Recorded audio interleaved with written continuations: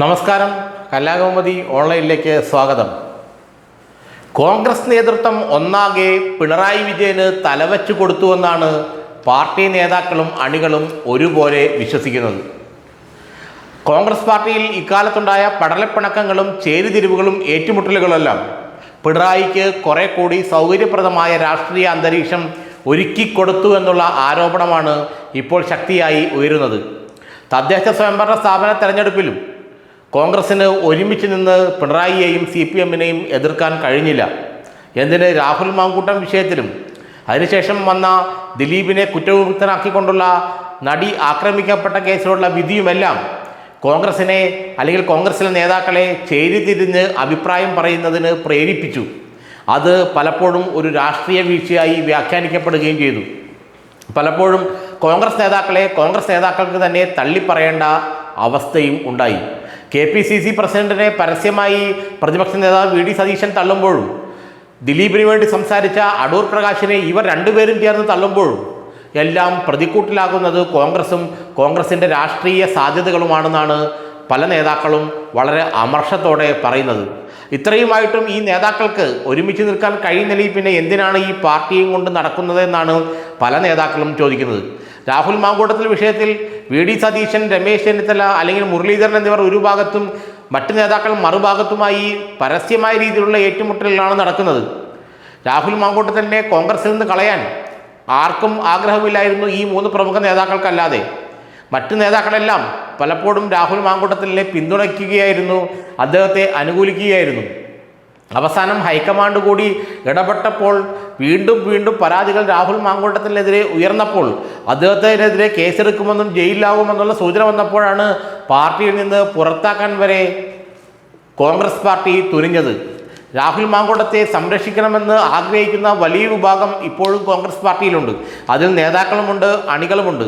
എന്നാൽ ചില നേതാക്കളാകട്ടെ, പ്രമുഖരായ ചില സീനിയർ നേതാക്കളാകട്ടെ രാഹുൽ മാങ്കൂട്ടത്തിനെ ഇനി വച്ചുകൊണ്ടിരിക്കുന്നത് കോൺഗ്രസിന് വലിയ തോതിൽ അപകടം ചെയ്യുമെന്നാണ് അവർ പറയുന്നത്. വരുന്ന നിയമസഭാ തെരഞ്ഞെടുപ്പിൽ രാഹുൽ മാങ്കൂട്ടത്തിൽ വിഷയം CPM-ന് ഉപയോഗിക്കാൻ തക്കവണ്ണം സജീവമാക്കി നിർത്തുന്നത് കോൺഗ്രസിലെ ചില നേതാക്കളാണെന്നും അത് അപകടം ചെയ്യുമെന്നും ഇങ്ങനെ പോയി കഴിഞ്ഞാൽ മൂന്നാമത് ഭരണം കിട്ടാൻ സാധ്യതയുമില്ലെന്നാണ് ചില നേതാക്കൾ അഭിപ്രായപ്പെടുന്നത്. രാഹുൽ മാങ്കൂട്ടത്തിൽ വിഷയം അവസാനിപ്പിക്കേണ്ട സമയത്ത് അവസാനിപ്പിച്ചില്ല.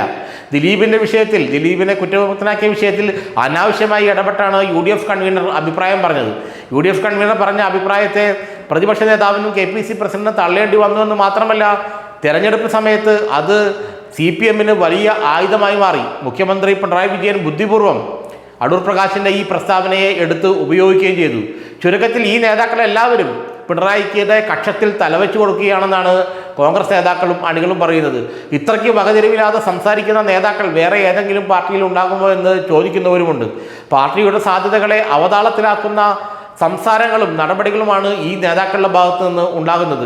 ഒരു നേതാവിന് മറ്റൊരു നേതാവിനെ വിശ്വാസമില്ലാത്തത് കൊണ്ടും, ഒരു നേതാവിന് മറ്റൊരു നേതാവിനെ കണ്ടുകൂടാത്തത് കൊണ്ടും, ഒരു നേതാവിൻ്റെ അവസരം മറ്റൊരു നേതാവ് തട്ടിയെടുക്കുമോ എന്നുള്ള ഭയമുള്ളത് കൊണ്ടും ഇവർ പരസ്പരം പാരപണിയുകയാണ്, കുത്തിത്തിരിപ്പ് നടത്തുകയാണ് എന്നാണ് പല കോൺഗ്രസ് നേതാക്കളും കോൺഗ്രസ് പ്രവർത്തകരും പറയുന്നത്. പല കോൺഗ്രസ് പ്രവർത്തകർ ഇക്കാര്യം ഇത് കണ്ട് മടുത്ത് പ്രവർത്തനം നിർത്തി. കഴിഞ്ഞ തദ്ദേശ സ്വയംഭരണ സ്ഥാപന തെരഞ്ഞെടുപ്പിൽ പല കോൺഗ്രസ് പ്രവർത്തകരും പ്രചരണത്തിൽ ഇറങ്ങാതിരുന്നത് ഈ നേതൃത്വത്തിൻ്റെ ഈ നടപടി കൊണ്ടാണ്, ഈ സ്വഭാവം കൊണ്ടാണെന്നാണ് പറയുന്നത്. ഏതായാലും പിണറായി വിജയൻ്റെ കക്ഷത്തിൽ കൊണ്ട് ഈ തലവെച്ചു കൊടുക്കാൻ കോൺഗ്രസ് നേതാക്കൾ മത്സരിക്കുന്നത് ശരിക്കും പാർട്ടിയുടെ കുളം തോണ്ടും കേരളത്തിൽ എന്നാണ് പല നേതാക്കളും രഹസ്യമായി നമ്മളോട് പറഞ്ഞത്. കാരണം പിണറായി വിജയന് നിരന്തരം ആയുധങ്ങൾ ഉണ്ടാക്കി കൊടുക്കുകയാണ് ഓരോ കോൺഗ്രസ് നേതാക്കളും. UDF കൺവീനർ ആവട്ടെ, KPCC പ്രസിഡന്റ് ആവട്ടെ, പ്രതിപക്ഷ നേതാവട്ടെ, പിണറായിക്ക് അടിക്കാനുള്ള വടി ഉണ്ടാക്കി കൊടുക്കലാണ്, പിണറായിക്ക് കോൺഗ്രസിനെ അടിക്കാനുള്ള വടി ഉണ്ടാക്കി കൊടുക്കലാണ് ഓരോ ദിവസവും ഇവരുടെ ജോലി എന്നാണ് ചില നേതാക്കൾ നമ്മളോട് പറഞ്ഞത്. പലർക്കും ഇക്കാര്യത്തിൽ അമർഷമുണ്ട്, പല പ്രവർത്തകർക്കും ഇക്കാര്യത്തിൽ അമർഷമുണ്ട്. പ്രത്യേകിച്ച് രണ്ടാം നിര നേതാക്കൾക്ക്, നിരവധി കേസുകളിലൊക്കെ പെട്ടിരിക്കുന്ന നേതാക്കൾക്ക് ശരിക്കും അമർഷമുണ്ടെങ്കിലും അവർക്കാർക്കും ഒന്നും മിണ്ടാൻ കഴിയാത്ത സ്ഥിതിയാണ്.